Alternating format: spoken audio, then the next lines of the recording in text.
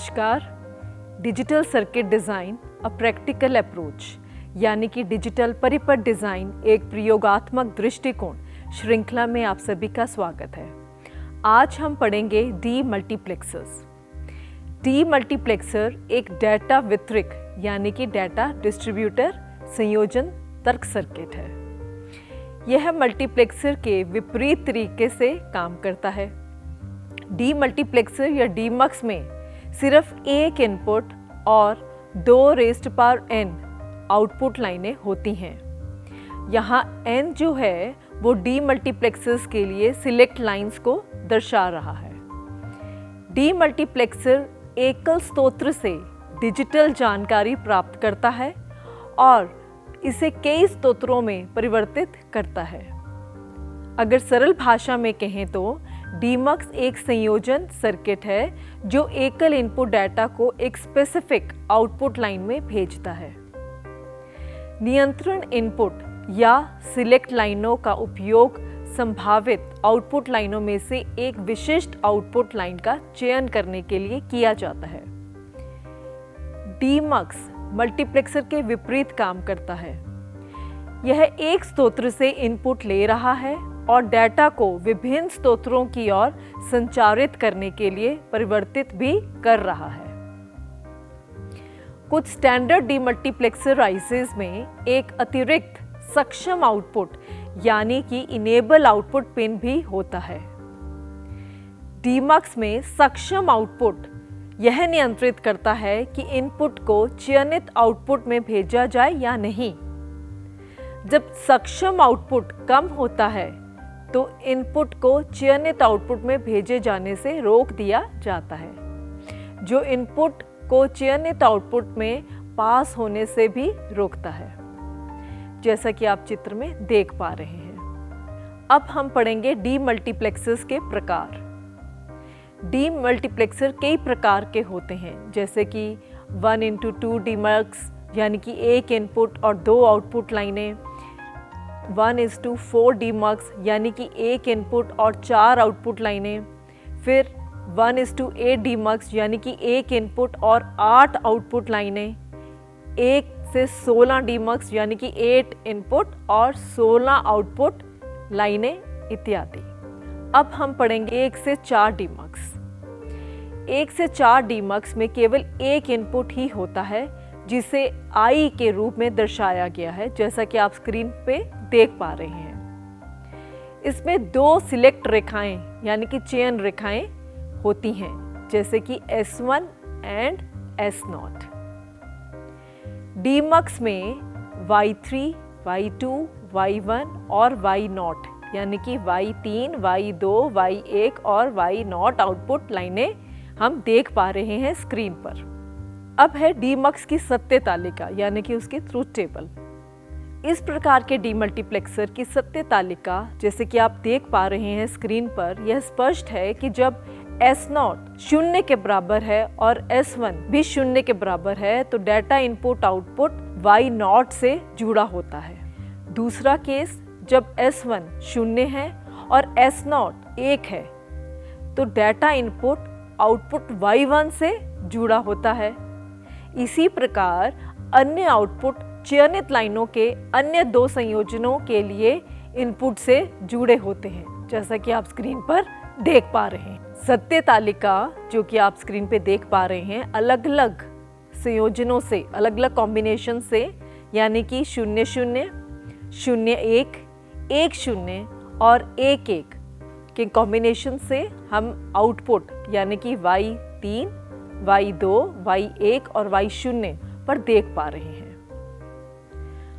अब आउटपुट के लिए बूलियन अभिव्यक्तियां, जैसा कि आप सत्य तालिका में देख पा रहे हैं कि सत्य तालिका का उपयोग करते हुए डीमक्स 1 से 4 के लिए तार्किक अभिव्यक्ति यानी कि लॉजिकल एक्सप्रेशन कुछ इस प्रकार निर्धारित की जा सकती है, जैसा कि आप स्क्रीन पर देख पा रहे हैं कि Y0 equals to S1 bar S0 bar into I जो है वो हमारी इनपुट है।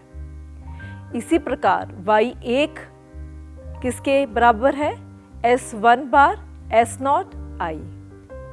इसी प्रकार y2 is equal to S1 S0 bar i और अंतिम में y3 equals to S1 S0 i, जहां i इनपुट डाटा को दर्शा रहा है। इसी प्रकार y0 से y3 आउटपुट लाइनें दर्शा रहा है और S0 और S1 चयनित लाइनें यानी कि सिलेक्ट लाइंस को दर्शा रहा है। 1 से 4 डीमल्टीप्लेक्सर को 3 इनपुट एंड गेट और 2 नॉट गेट का उपयोग करते हुए इम्प्लीमेंट किया जा सकता है, जैसा कि चित्र में दिखाया गया है। 2 सिलेक्ट लाइंस एक समय में एक विशेष एंड गेट को सक्षम करती है।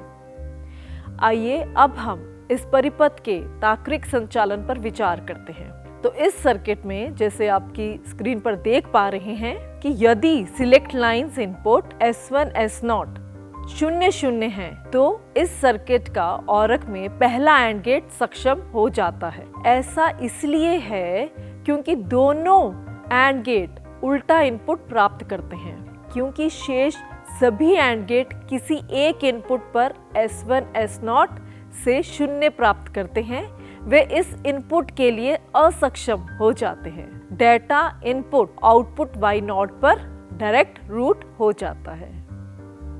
जब सिलेक्ट लाइन यानी कि चयन लाइन इनपुट S1 S0 0 1 के कॉम्बिनेशन में हो तो दूसरा एंड गेट सक्षम होता है, जैसा कि आप चित्र में देख पा रहे हैं, और इसीलिए डेटा इनपुट आउटपुट y1 पर निर्देशित होता है।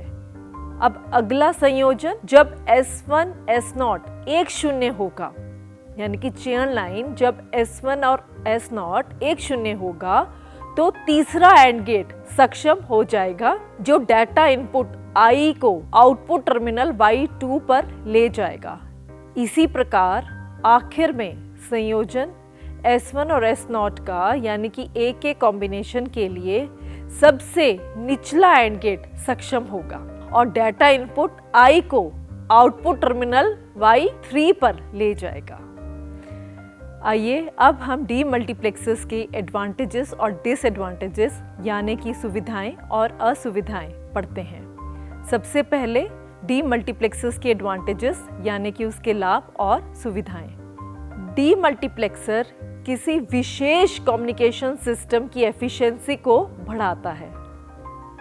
ऐसा इसीलिए क्योंकि किसी भी विशिष्ट इनपुट स्रोत से डाटा लेता है और उसे विभिन्न स्रोतों में वितरित यानी कि डिस्ट्रीब्यूट करता है। डीमल्टीप्लेक्सर मिश्रित डाटा स्रोतों से विभिन्न सिग्नल्स को अलग अलग करने में मदद करता है। फिर यह इन डाटा को विभिन्न स्रोतों में भी वितरित करने में सक्षम होता है।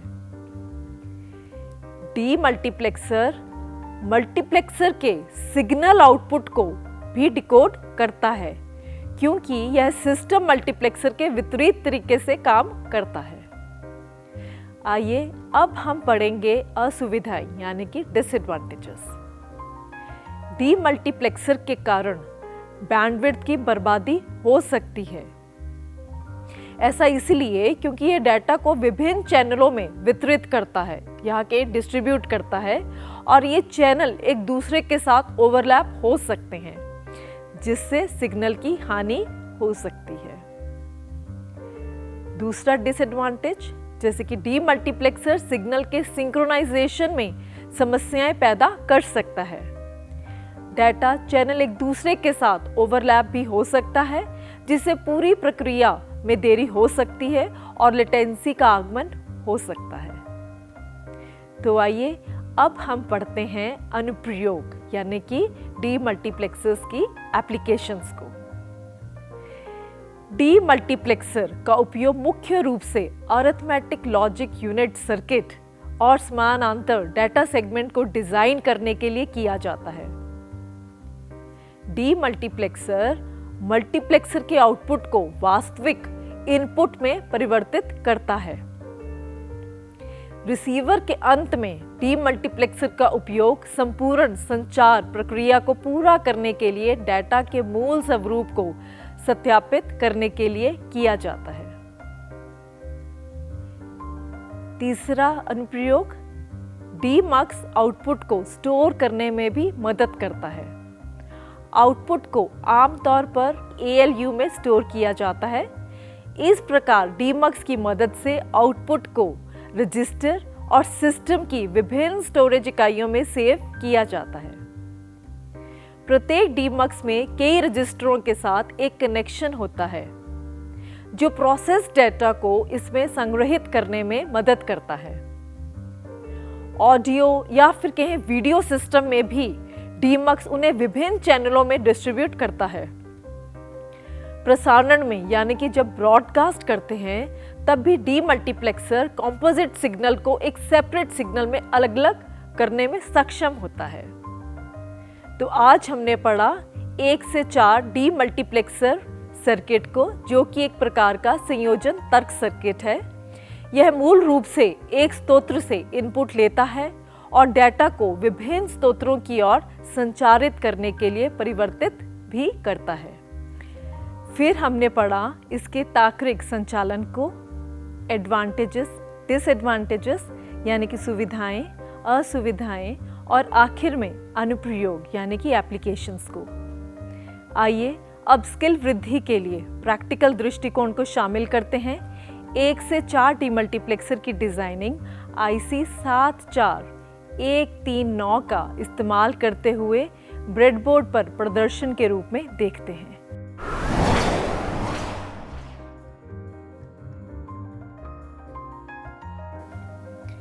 एक से 4 डीमल्टीप्लेक्सर की डिजाइनिंग IC 74139 जो कि एक्टिव लो IC है, इस IC का इस्तेमाल करते हुए ब्रेडबोर्ड पर प्रदर्शन के रूप में देखते हैं। इस ब्रेडबोर्ड पर IC 74139 सिलेक्शन लाइंस S1 और S0 जिनके संयोजन से हम आउटपुट LED के रूप में देख पाएंगे। Y0, Y1, Y2, Y3 LED के रूप में यहाँ पर दर्शाया जाएगा। अब इनपुट कॉम्बिनेशन इस समय 0 पर है, तो एक्टिव लो IC करके इसीलिए हमारे पास जो Y0 है वो हमारा ऑफ है और बाकी सभी ऑन है। इसी प्रकार जब हम नेक्स्ट कॉम्बिनेशन करेंगे अगले संयोजन यानी कि 0-1 के लिए हमारे पास कॉम्बिनेशन होगा Y1 हमारा एक्टिव है, ये एक्टिव लो IC है इसलिए ये ऑफ स्टेट पे दिखा रहा है, बाकी 1 स्टेट में है। अब उससे अगला कॉम्बिनेशन है 1-0, तो 1-0 के लिए हमारे पास Y2 इनेबल्ड है और बाकी डिसेबल है, एक्टिव लो IC है ये। अब अगला कॉम्बिनेशन, अंतिम कॉम्बिनेशन, जब S1 और S0 दोनों ही 1-1 हैं तो हमारे पास Y3 इनेबल्ड है, बाकी डिसेबल्ड है। एक्टिव लो करके ये 0 है और ये सभी 1 है। तो आज हमने 1:4 डीमल्टीप्लेक्सर की डिजाइनिंग IC 74139 का इस्तेमाल करते हुए, जिसमें हमारे पास 2 इनपुट सिलेक्शन लाइंस हैं यानी कि S1 और S0 और उसका कॉम्बिनेशन यानी कि संयोजन 0-0, 0-1, 1-0 और 1-1 पर हमने आउटपुट पर LED के रूप में उसे ऑफ और ऑन होते हुए हमने प्रदर्शन के रूप में देखा। हमारे साथ जुड़ने के लिए आप सबका धन्यवाद।